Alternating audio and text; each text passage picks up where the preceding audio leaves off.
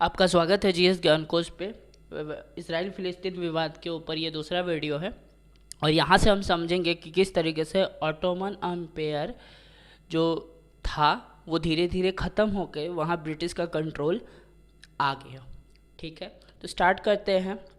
सबसे पहला बात, जब इधर उधर जो इजरायली गए थे और वो इजरायली यहूदी जब वापस अपने लैंड पर आने चाहते थे तो ऑटोमन एम्पायर ऑलरेडी था। तो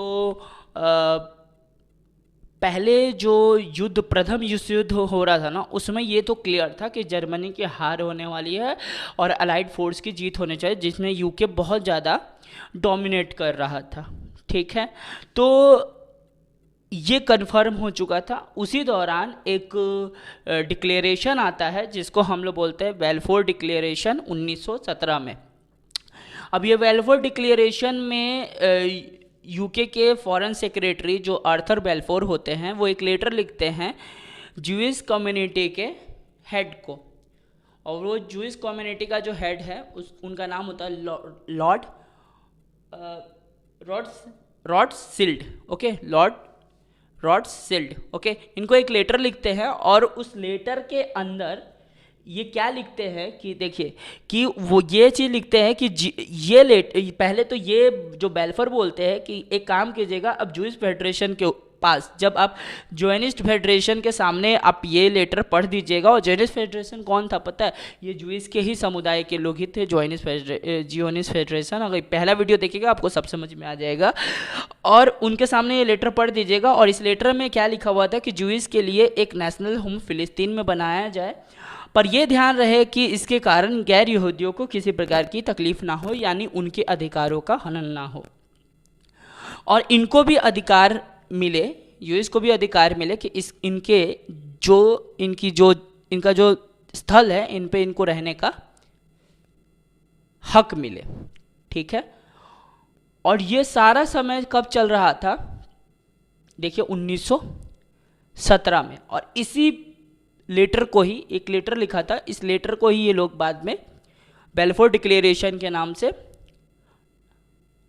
डाल देते हैं। और आखिर में होता भी यही है कि ऑटोमन एम्पायर कोलैप्स कर जाता है और पूरा का पूरा जो हिस्सा है ना वो ब्रिटिश के कंट्रोल में आ जाता है।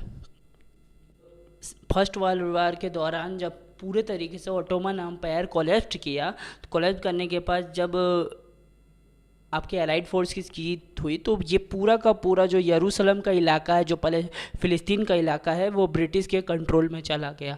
और उसके बाद एक वैश्विक संस्था बनी 1922 में। 1922 में एक वैश्विक संस्था बनी, जैसे लीग ऑफ नेशन कहते हैं। ठीक है, 1922 में बनी थी लीग ऑफ नेशन। ठीक है ना, ये लीग ऑफ नेशन जो है यही आगे चल के यूनाइटेड नेशन ऑर्गेनाइजेशन बना। ये आपका लीग ऑफ नेशन जो है ना वो आपके एक तरीके से कह सकते हो यूएनओ की ये माँ है। ठीक है, और इस लीग ऑफ नेशन ने ये कहा कि आप मैंडेट के आधार पर ब्रिटिश को ये कहा कि आप मैंडेट के आधार पर बाल्फोर डिक्लेरेशन को उस पर ताक पे रखते हुए आप एक काम कीजिए, आप इस फिलिस्तीन यानी यरूशलेम के अंदर एक ऐसे राष्ट्र की योजना बनाइए जिसमें जो इजरायली हैं वो बाहर से आकर रहे, लेकिन ध्यान रहे कि आपको कि जो गैर इजरायली है ना उनको किसी तरीके का प्रॉब्लम नहीं होना चाहिए। ठीक है, गैर इजरायलियों को किसी तरीके का प्रॉब्लम नहीं होना चाहिए। उसके बाद जब ये चीज़ें जब बाहर गई तो बहुत सारे अरबी लोगों की जो लोग थे, अरबी लोग वो होते हैं जो अरब भाषा का यूज़ करते हैं, उन्हें अरबी कहा जाता है। ठीक है, जैसे कि आप इजिप्ट का हिस्सा देखोगे, लेबनान का हिस्सा देखोगे, ये लोग अरबी यूज़ करते हैं। ठीक है, जॉर्डन जो है वो अरबी यूज़ करते हैं। तो अरब जो देश के लोग हैं ना वो इस चीज़ को देखकर खुश नहीं थे और उन्होंने इस चीज़ पर हिंसा प्रकट किया और इन्होंने ये सोचा कि एक हमारे बीच में एक इजरायली यानी एक यहूदी राष्ट्र का संगठन होने वाला है, तो इसका हम पुरजोर विरोध कर रहे हैं। और वहाँ राइट्स शुरू हो गए, जगह जगह दंगे होने लगे। और इन दंगों को काउंटर करने के लिए इजरायली समुदाय यानी यहूदी समुदाय ने एक संगठन का निर्माण किया। उस संगठन का इन्होंने नाम दिया हगना, ठीक है। इस हगना का मतलब होता है डिफेंस, ठीक है। ये एक मिलिट्री संगठन था जो कि फ़िलिस्तीन के अंदर यहूदियों का इमिग्रेशन करवा रहा था, यानी उनको लाने की चेष्टा कर रहा था। और बहुत सारे जो खेप हैं वो यहूदियों के फ़िलिस्तीन यरूशलेम के इलाकों में आते हैं इस वक्त में, और काफ़ी बहुत बड़े मात्रा में इमिग्रेशन होता है। 1919 से लेकर 1929 तक 1 लाख लोगों का इमिग्रेशन यहूदियों का यरूशलेम के इलाकों में होता है, यानी फ़िलिस्तीन में होता है। और 1930 के जो दशक चलता है ना, उसमें नाजीवाद से परेशान होकर, क्योंकि खासकर जो नाजीवाद, हिटलर का उदय हो चुका था जर्मनी में, तो हिटलर से तंग आकर, क्योंकि हिटलर क्या करता था कि बहुत यहूदियों को वो गैर आर्य मानता था, और जो कि आर्य थे उनको वो अच्छे नस्ल का मानता था, और जो गैर आर्य थे ना उनको वो कंसंट्रेशन कैंप में, वो एक कहानी अलग से बताऊंगा, कंसंट्रेशन में एक कैंप होता था, उसमें ले जाकर एक चैम्बर में ले जाता था, और चैम्बर में ले जाकर कार्बन मोनोऑक्साइड छोड़ता था, और उसमें वो लोग मर जाते थे। तो इन चीज़ों से तंग आकर कुछ बहुत सारे यहूदी उस वक्त जर्मनी से यरूशलेम यानी फ़िलिस्तीन के तरफ निकल गए, इमिग्रेशन होना स्टार्ट हुआ। लगभग 2.5 लाख लोग ना उस दशक के अंदर आपके यरूशलेम वाले इलाके में पहुँचे थे। बहुत सारे यहूदी